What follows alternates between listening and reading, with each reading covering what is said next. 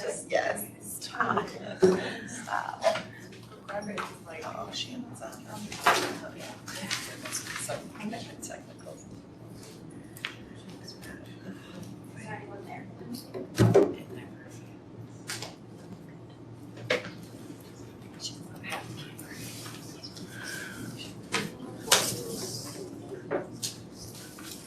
Okay, anyone to go up, just because I don't know.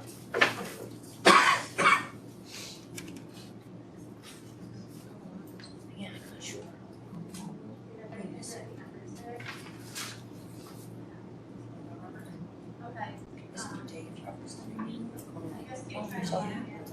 There's someone that's, no, Dave's usually represented.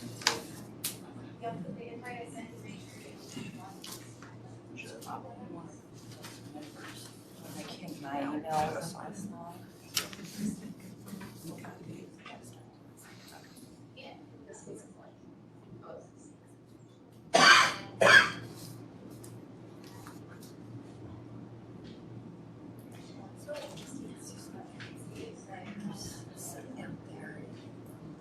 There's nobody in New York City. Somebody that Denise and I. There's nobody at all? No, there's no members, There's no need. no public, right, there's no need for it. Somebody had tried to pass.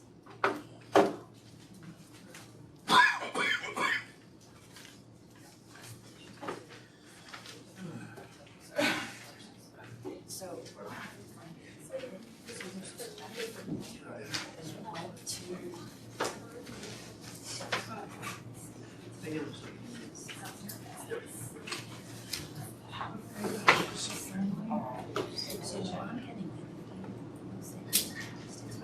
It's not, it's pending, it just lost.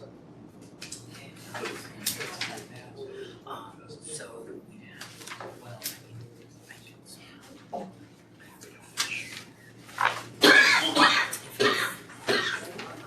it wasn't just New York State. Oh, it's New York State.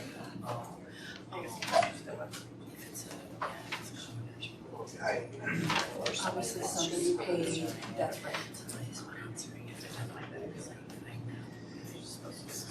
Yeah, no, I guess we figured out there's no one there, there's no one attending the meeting. Aboard, no worries. I mean, technically, yeah. Right.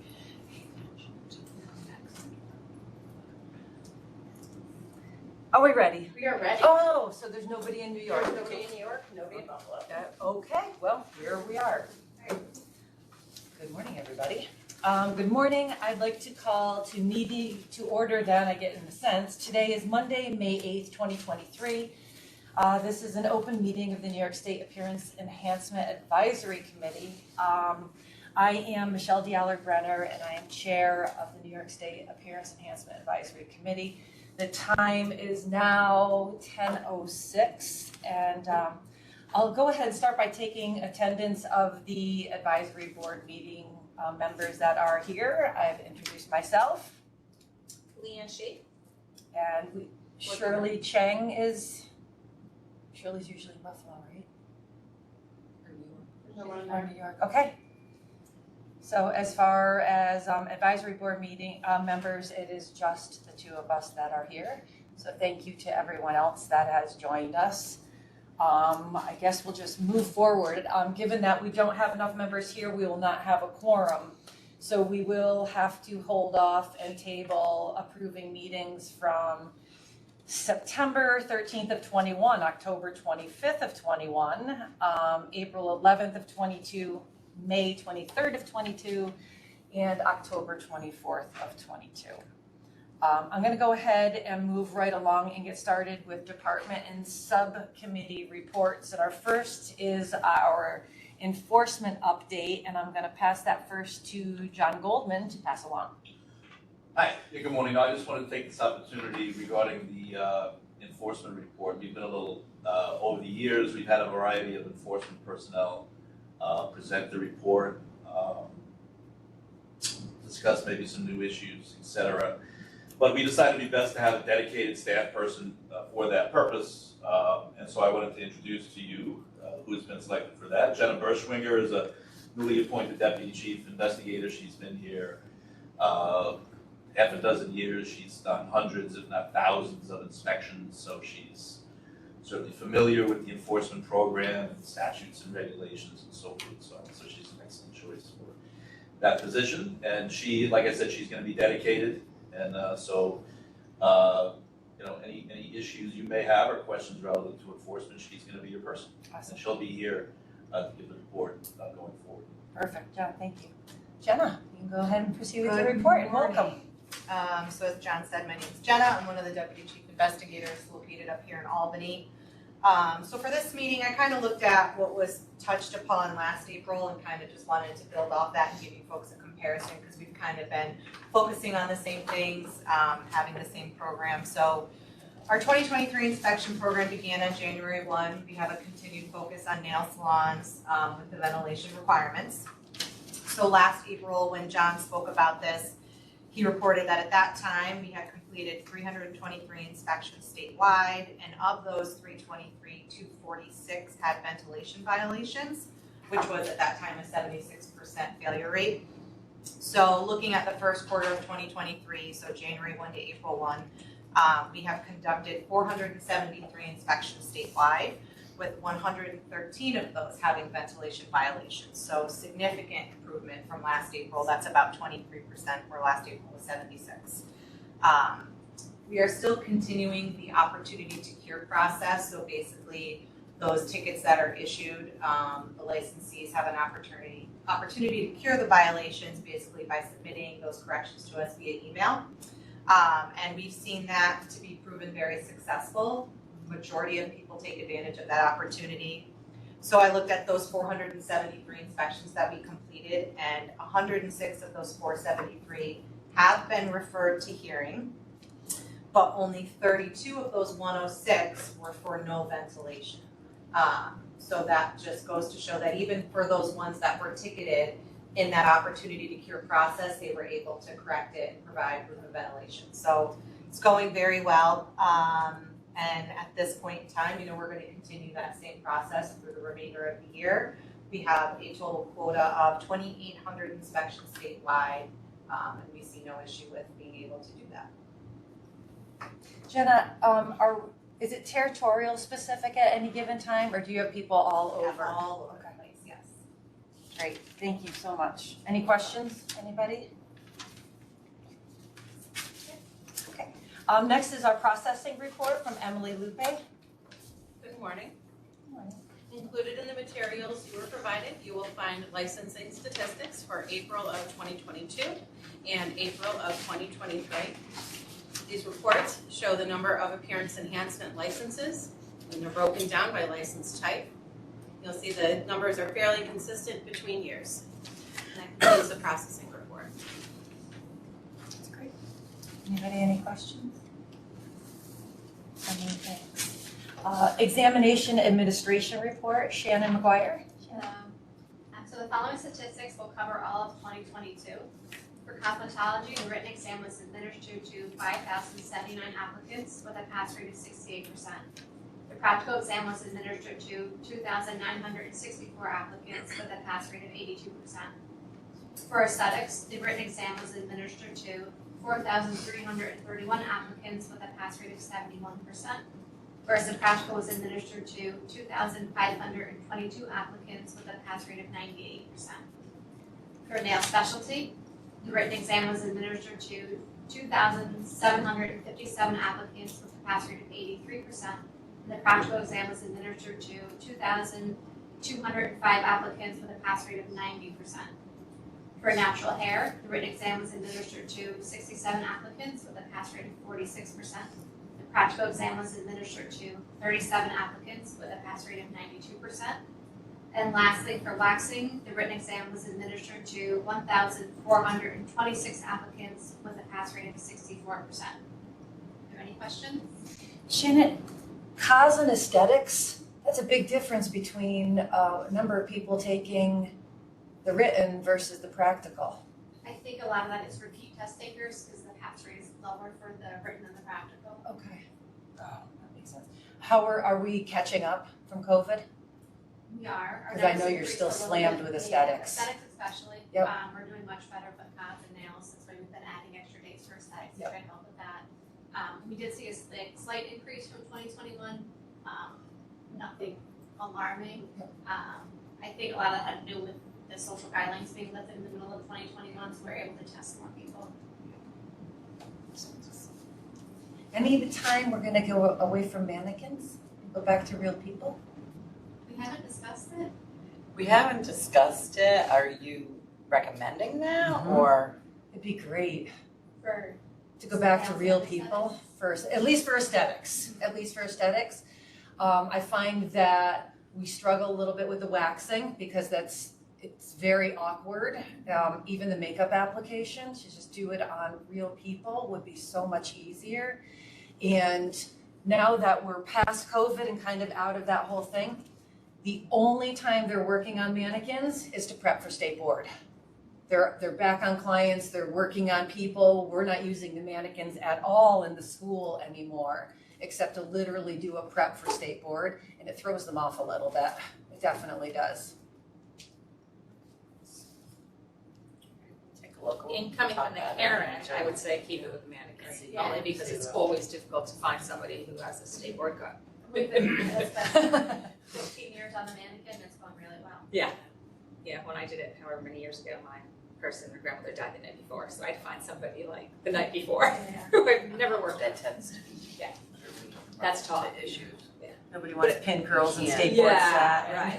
But it makes sense on aesthetics, because the Yeah. mannequin's totally Yeah, different. yes, Yeah. yeah, it's different. So that'd be awesome. That'd be great.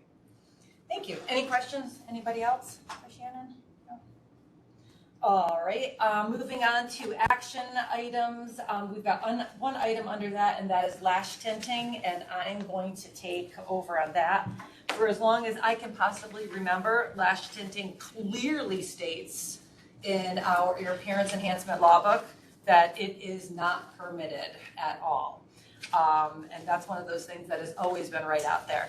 And then from a professional's perspective, as well as business owner and school owner's perspective, all we get are the constant, well, everyone's doing it, the other states are doing it, and then the professionals that are doing it anyway that are out there. So we've kind of kept our eye on it, and our biggest struggle for years has been that the FDA has not approved anything for lash tinting. In July of 2022, Reflectisil actually has a product called Intense Browns, and it is not FDA approved, but has been passed as FDA compliant.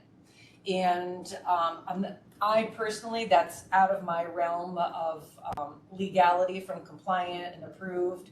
However, if you do go to the FDA guidelines, they clearly list colors that have been FDA approved to be used for brow tinting and lash tinting as safe and effective. And one of them is silver nitrate in a percentage of 4% or less. And this is exactly what Reflectisil is using. They're using a silver nitrate at a 3%. So that came out, they went to the FDA did approve them as FDA compliant for use in lash and brow tinting. So I sent some information over and would like to bring that to the board to take a look at because it's a huge part of our business. There's an enormous market for it, and there's so many things that are out there, and if there would be a way that we could make that acceptable for estheticians and cosmetologists would be fantastic. I don't know what that takes. David, that might be need your input. Because it is in our law book, so I'm assuming.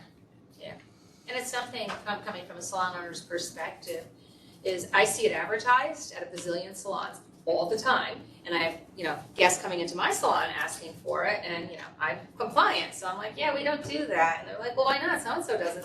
So I'm potentially losing business being compliant, but yet these people, literally when they're advertising it and they're not getting hammered for doing it, that's the risk I guess they're taking. I wouldn't be comfortable putting my head on a pillow at night, but We do cite it regularly, I would say, I would say it's uncommon, I wouldn't say Okay. it's excessively common, but we see it, and when we see it, we don't have to observe it occurring, we just see it advertised, the price list, and we cite it. Yeah, because it's advertised all the time. Well, curling, well, what is it, dyeing? Firming. Perming. Well, the reg, I think, only says dye. Yes, It does, the- that's the- true. Well, it's not perming. From my understanding, looking into like lash lifts, as long as it is keratin based, Yeah. that's legal to do.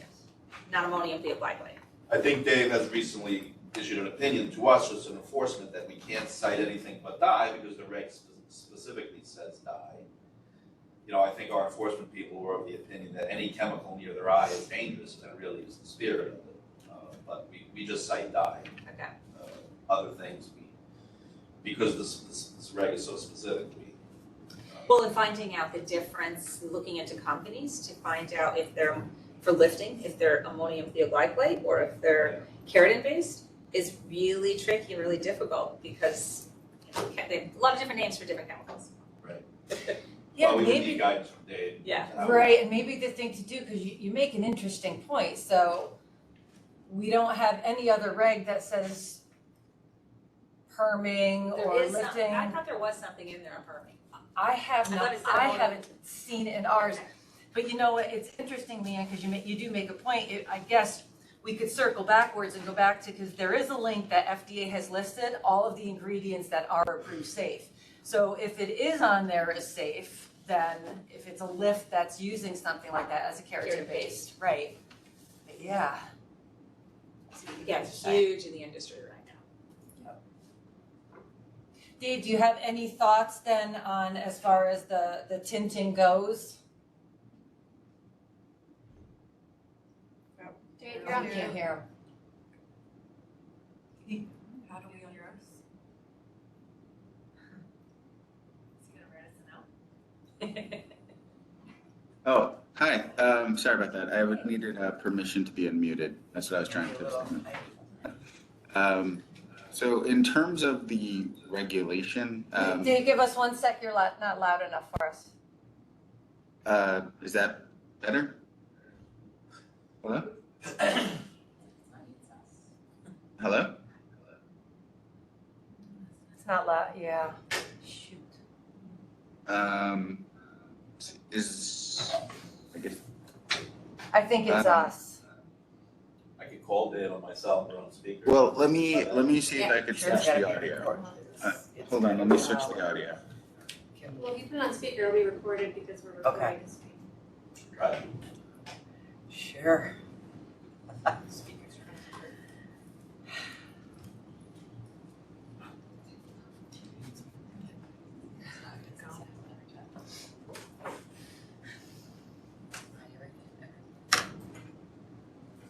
Try again, Dave.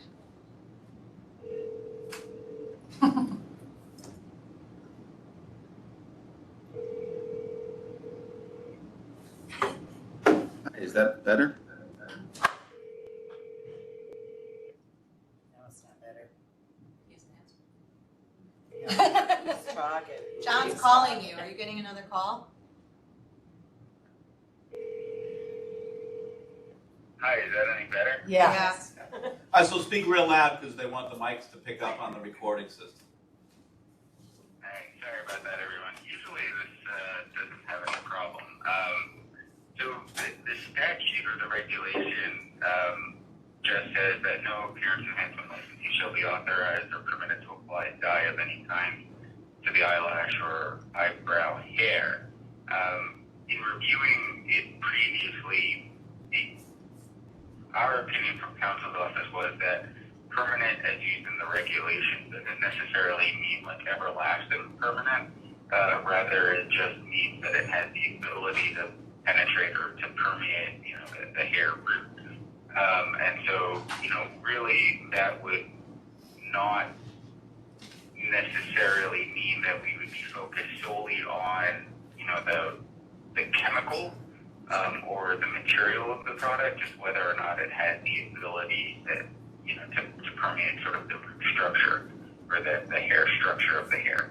That doesn't mean necessarily that the board can make a recommendation to change the regulation, something to the effect that even if it still permeates the hair, then provided that it's still, was FDA approved or FDA compliant or something to that effect, that could be something that the secretary could consider to change the reg. That makes sense. And so Dave, in order for that to happen, what needs to come from the advisory board? Something written up and signed by everybody that's on the advisory board before it goes to? No, I mean, certainly if the board were to sort of have a consensus on that, that would certainly be persuasive for the secretary to, consider. One of the items, for the agenda today to go over was, sort of the role and the power of the board. Yeah. So this is one of those committees at the department that technically the secretary could act without, approval from the committee or even consensus. But considering that this is a regulation that has been in effect for so long, from a policy perspective, it would seem as if it would be, important to have a consensus of the board before the secretary were going to move forward with the reg. Awesome, perfect, thank you. Then we'll go ahead and do that, put together something as a consensus from us, and then bring it to the next meeting? Or do I email it, or? Well, that's what happened last time. It was supposed to be the next meeting. Yeah. And then we still didn't have a quorum. Oh, yeah. So maybe we should, Okay. amongst the board, get something, emails, and then. Yep, we'll do that. And submit it before then. Okay, all right. Anybody have any questions on lash tinting? Sounds interesting. As a consumer. Because it eliminates mascara every day. Yeah. Awesome, thank you. Dave, thank you so much. I appreciate it, thank you. Moving on to our next agenda item is new business. We do have 4 great topics. Our first is a list of procedural services for Jody DeLallo. So, yes, so many months ago, I think the board and the department and Dave worked on a subcommittee to create this document that lists some of the procedures that are out there, or some of the services that are out there, and whether or not it was within the scope of licensure. So, interestingly enough, eyelash and eyebrow tinting are on this list. So I was hoping we'd have a little more, a little more concrete since last meeting, because we discussed that last meeting, so we brought up the whole FDA approval. So we are going to send a link to our website. We are going to post this on our website. We were hoping to have clarification, or maybe, I guess for now, I mean, the eyebrow and eyelash tinting is prohibited, so we'll leave that in there because it does list it as prohibited. So we're gonna send an email out to all of the licensees. We'll post it on our website. The email will just have a link to our website. Excellent. And then with the communication, we'll let them know that it'll be, every time it changes, we're probably not gonna send, but we'll update it on our website, and they'll just need to periodically. Well, it's like a check living that document, so, Yes. yep, Yep. so it's accountability on the professionals to keep Yes. checking their scope. Yes. That's awesome. Yep, so we'll send that out, as soon as we can. See, now here it does say eyelash littered with keratin. Okay. So at some point, I was told by the state that only keratin was approved, not ammonium thioplasmate. Can't speak to that. Off the top of my head. Well, that's why this will be fantastic, Yeah. because people are calling and getting different answers to questions. Yeah. So now we can just send them to the link, because I'll probably post the link on my website for the school too, because we get inundated with phone calls all the time. And then they can go and look. Yes, yep. And I think some of the biggest challenge to this point has also been, is they go to the shows and product manufacturers are telling them, oh, no, you can do that, that's absolutely safe. And we're like, Or sometimes You can't. I've had staff members say, well, there's a class and they're giving it in New York. yes. And I go, well, just because they're giving it in New York doesn't mean you can do it in New York. Yeah. It's a class. No, they're doing fibroblast plasma classes, they're doing all of these things that are just, just crazy. Awesome, thank you. Yeah. Thank you. Very exciting. All right, next on new business are board members and the appointment process. And Jody, I'm gonna pass that to you once again. So I wonder if we should maybe change the order of this. I don't know what makes sense, because Dave's gonna talk about roles and responsibilities, but either way, I know there's been some inquiry, like, what are you gonna do to get, so, I mean, our involvement in the appointment process is, you can feel free to, anyone that you know is out in the industry that would like to be a member, they submit a resume, you could send it to Heidi as the, board coordinator, you send the resumes, we'll forward it to our office here. Yep. They just vet it to make sure that the qualifications are met, depending on what the description of that particular appointment, and then that goes to the governor's appointments office. Okay. And those appointments are made there. Okay. Is that what the holdup is? Because I've submitted like 2 people, I've had 2 people. I can't At some point. speak to their process or their timeline, but I know we forward them when we receive them, as long as Leanne, you've sent them to somebody here? Well, originally it was Denise. Okay. As long as it's, they meet the criteria for appointment, then we would forward it along. That's perfect, because there was even a time where it was just kind of, the list was sent out and here's who assigns those things and reach out on your own. So that's great to have, like, Yeah. you guys for a contact in order to do that. And people can Because do we're that as well, desperately trying. but Yeah. we'll forward any that we receive Okay. as well. That's fantastic. That's awesome. Thank you, Nicole. Yes. I personally know that I've sent my credentials and resume to the speaker, to the Secretary of State, and just have never heard anything. And then the pandemic happened. Right. Yeah. Send again. She did. Oh, okay. Thank you, Heidi. I was asking Kendra, who do I do this? That's awesome. That's great. Fantastic. Yep, we're trying. Okay, next for new business, roles and responsibility of the board. Is David gonna do that? Or do we have- Yes. Okay. He doesn't look like Oh, a yes, it Jasmine, was but- going to be I was gonna Jasmine, yes, say. it was a last minute. Okay, awesome. Change. Go ahead, Dave. Hi everyone. Please let me know if you're having any difficulty hearing me, and I'll try to yell louder. But it's my understanding that it's been some time since you've met, or certainly met in person, to go over sort of roles of the board, and so Jody had asked that we put together just sort of a brief overview of what the advisory committee's role is, how it interacts with the department. And so, that's what I'm going to be doing today. Obviously, if anyone has any questions later on, I'm happy to try to address those. So, feel free to call us with any questions or send us an email. But basically, the advisory board exists as a statutory construction. The board was created at the same time that the general business law went into existence for the current sort of statutory scheme. So basically since the early 90s, when the department began regulating the different occupations, aesthetics, waxing, and tissue. And so that's when the board was created. It consists of 9 board members. Currently there are 5 sitting. Unlike some of our other boards, we need a quorum of the full board, not those sitting at any given time in order to conduct official business.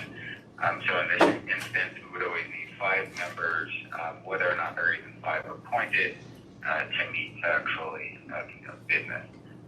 General business law requires that the advisory committee meet at least 3 times, but of course it can meet more than that.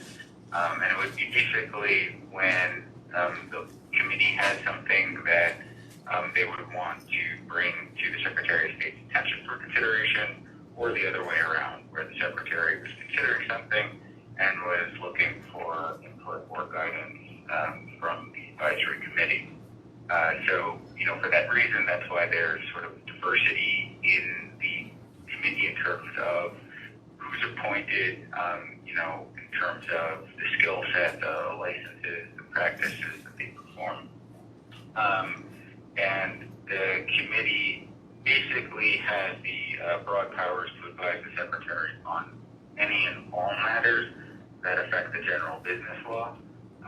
So the general business law has some examples in the statute. So cover, for example, things like education, curriculum requirements, cultural awareness for particular styles and practices, but that is by no means exhaustive. Basically anything that's relevant or that touches upon the industry is something that the advisory committee can make recommendations for, or the secretary can ask the advisory committee for their opinion. But that because it's advisory, and this is something that I was sort of alluding to earlier, the committee does not actually have to vote or meet in order for there to be a change in the regulation. The secretary has that power to change the regulations basically at his or her discretion, but obviously having input from the committee is certainly advisable and important. The only other thing that I would mention in terms of powers of the committee is basically that it is advisory. So at any point, any of the board members can certainly bring something to our attention, certainly Jody's attention, and it'll be something that we can consider. So that's all I had sort of for the update or the refresher on the board powers. But as I said, if anyone has questions or concerns, feel free to reach out. That's great. David, thank you. Any questions? I have one question, and simply because this is not really my realm of understanding at different times, but how is it that certain things surpass our knowledge? For instance, I know that there was a bill for microneedling. And we've gotten inundated with phone calls at the school several times of saying, well, a bill was passed and we're allowed to do microneedling as long as we take a course. I think it was 40 or 60 hours or something like that. And I hadn't heard of it. We hadn't had any conversation on it. Somebody found it and sent it to me. And at the time, Denise was still with us. And I thought, oh my gosh, how did this happen? And none of us knew about it. And it's still pending. It's sitting out there. It never got passed. It's just sitting there. But how does this happen? How do we not learn of these things? I mean, obviously, somebody hired either an attorney or a, what do you call that? I'm drawing a blank. A lobbyist, thank you, or a lobbyist. I mean, so these types of things can actually get passed by all of us without us knowing, and then could possibly become a law? So that would be, I think, somewhat rare for it to actually become law. Generally speaking, we have a legislative affairs individual as well as a legislative counsel at the Department of State. And so usually what would happen is if a legislator was approached to consider a bill, that legislature might contact our intergov person, and it's not a requirement, but usually that's what would happen. And then our intergov person would contact counsel's office and program and basically say, the state senator, this assembly person is floating this bill around, what are our concerns. What we would then do is we would work with our legislative counsel, and then we would make basically a recommendation to the governor's office. So we wouldn't generally, communicate our concerns directly to the legislator, and unless it's a bill where it's been signed by both chambers. If it's a one-house bill, generally, the department doesn't publicly comment on any of this stuff. So I think it would be somewhat rare that a two-house bill that's signed, we wouldn't know about. But, that's generally the process, the way that it would work if a bill was actually getting, picked up or there was some sort of likelihood it would get passed. Okay. Did that happen? Did it pass? It didn't pass. It's still floating out there. So I don't know what happens when, I don't know why And that was, you know, Denise had said at this given time, she said, it's still out there, it's kind of pending. And I don't know what that means, because that's not, you know, how long do things pend for? Be a negotiation. So that could happen frequently where you'll have, so we have obviously a Senate and Assembly, so it wouldn't be uncommon for a bill to be passed just in, one of the houses. But it would obviously require both houses to vote and to approve the same bill before it gets to the governor's office. So generally, one House bill that's been pending for a while is usually an indication that there's no legislative appetite to actually move it forward. In one of our other boards, there was a one House bill that's been proposed by the same legislator, I think every year for, I want to say like 8 or 9 years, but just never goes anywhere. So I don't think that's an issue, but I think certainly if there was ever a two-House bill, I think that our intergov affairs person, or certainly our legislative counsel would know about that. And so I think the department would know, and obviously we would certainly relay that information to the advisory committee. Great. To my knowledge, there's no two-House bills pending that impact Article 27 of the General Business Law. So I don't think there's any two-House bills pending, or at least none that I can advise about. So is the bill to create another subcategory, in addition, that would be licensed, is that what it was? Yeah. Yeah, it was just to, because it's microneedling, so it's puncturing the skin. Nowhere in our scope of practice is puncturing the skin permitted. In a very interesting situation that when Denise Tidings was still here, we went back and forth, and we're not quite sure how it happened. Because when we were working on the drafts and what falls under our scope and doesn't fall under our scope, we know puncturing the skin does not fall under our scope of practice.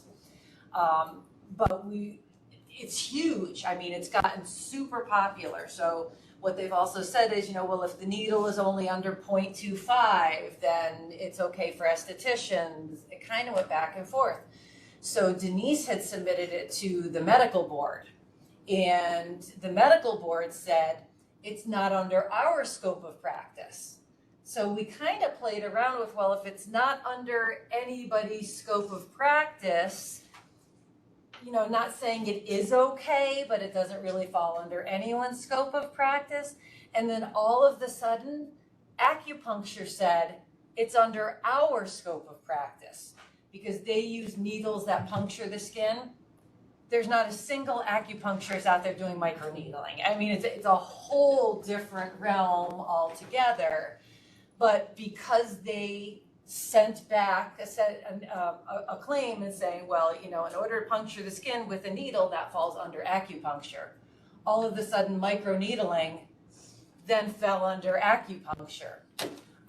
They had a couple of board meetings, and I tried to attend or get a summary or do something, and I wasn't able to. So we're trying to just kind of get the board, the acupuncture board, to say that microneedling itself is not what they do at all, because it's small holes in the surface of the skin to apply product. So somebody must have had, I don't even know who it was, and a lobbyist went and tried to get microneedling approved for aesthetics, as long as the needle was under 0.25, and as long as they took I think it was a 40-hour course or something like that, and sanitation and disinfection was included, and so it's just out there. So no, it hasn't gone anywhere. So I don't know if this helps, but I just found the bill. It looks like there was a one House bill proposed in the Assembly. It was first proposed in October of 2020, proposed again in January of 2022, and it was proposed again in January of 2023. The bill would allow licensed estheticians and cosmetologists to practice microneedling, but it would require them to take an additional 5-hour microneedling course offered by a state licensed appearance enhancement school. And it would also define microneedling specifically as the use of a roller covered in very small needle to insert very small needles into the skin. But it doesn't appear as if this has been picked up in the Senate. So, as I said, historically, a one House bill that, doesn't have a counterpart in the Senate, oftentimes doesn't go anywhere. But I can certainly make a note and speak to our legislative council to track this bill and see if it gets picked up anywhere. That'd be awesome. Great, thank you. Thanks, David. Any other questions? Has there been any talk in New York State of doing a, So, we'll open up for public comment at the end. oh, Okay. sorry. That's all right. Sorry, thank you.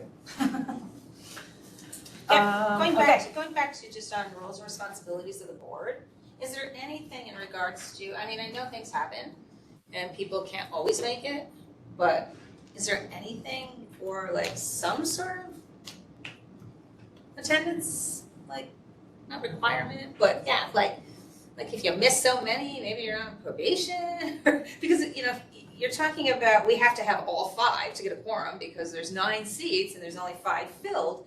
And that hasn't happened since I've been on the board. And I mean, I know it hasn't been that long, but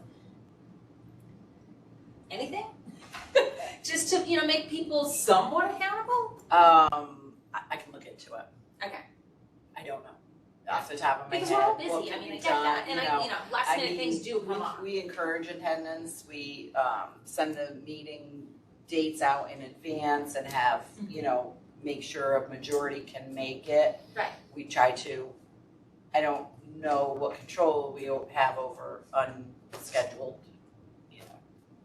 Well, yes, I get, issues life that- happens and right. things happen, But but like we when it's do the right encourage, time, we do encourage, because otherwise we get nothing done. No, and you know what, Leanne, it's funny, we were chatting about this before, and it makes an interesting point that at the same time, we have all tried to figure out ways to get on this board and be part of this and to make a difference. So a little accountability on our group together to communicate outside of this meeting with you folks might be beneficial too. Hey guys, here's what we've got going on, and to pull ourselves together. See if we can try to do that outside of here Because we as can well. do that Zoom. Or request that we try to. Yeah. If you're not involved and you don't care, don't do it. Okay, How's that? that sounds good. All right, excellent. Then lastly on new business is new advisory board meeting. Heidi? And that's going to be on Monday, July 17th at 10 a.m. Perfect. Next on the agenda is public comment period. You may comment. I was just wondering if there's been any talk of doing like 2 degrees of aesthetic licenses. A medical aesthetics and a regular aesthetics, which I know several states have done. Because we are getting into so much more microneedling and Yep. such. I know that I've been on this board for, my gosh, for a really, really, really, really, really long time.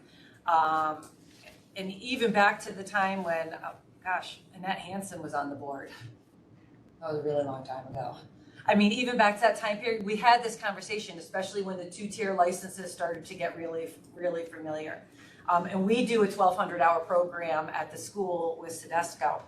And I think it's a great idea. I think this conversation also came along with taking aesthetics and cosmetology and pulling those things apart.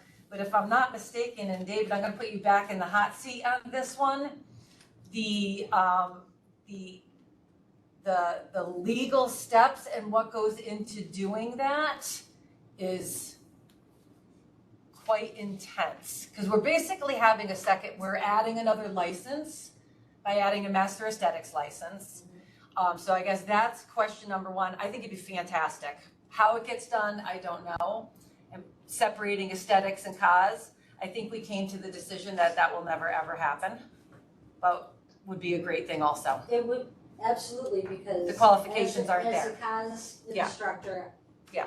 I mean, what we teach in the program Absolutely. And then they go out and start doing all this stuff. Right. And it's like, please get training because it's not part of our curriculum. We can demo it, but Absolutely. please go get training. Yep. Because the You're not 50 trained. hours that, or whatever it is, 50 or so hours that we spend doesn't cut. Where do we put that?